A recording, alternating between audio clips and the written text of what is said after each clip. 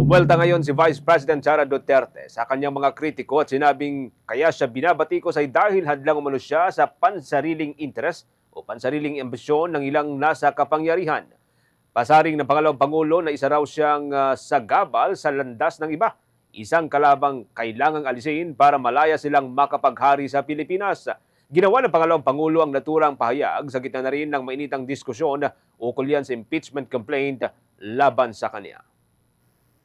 Patunay din ito ng ating karanasan na nagpapakita na ang pagmamalasakit at paglilingkod sa bayan ay banta sa interes ng iilan lamang.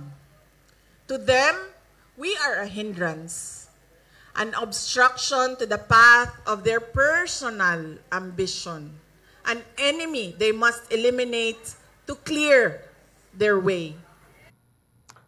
Bahagi po yan ng pahayag ni Vice President Sara Duterte. Hindi pinangalanan nitong si VP Sara ang kanyang tinutukoy, ngunit sinabi niyang ang kanyang malasakit at paglilingkod sa bansa ay banta sa interes ng ilang mga politiko. Hindrance. The attacks are cowardly, yet openly disingenuous and arrogant. Absence of basic human decency and respect for the rule of law.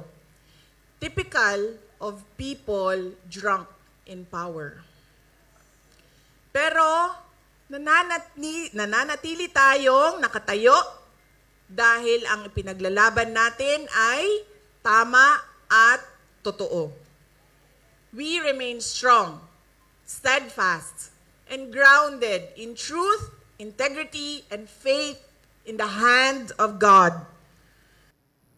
Bahagi pa rin po yan ng mga pahayag ni Vice President Sara Duterte. Binatikos din po niya mga nasa pwesto na ayon sa kanya, ginagamit ang dahas at hiram na kapangyarihan upang siya ay gipitin. Gaya umano ng sinapit ng kanyang ama na si dating Pangulong Rodrigo Roa Duterte na kasalukuyan pong nakakulong ngayon sa International Criminal Court.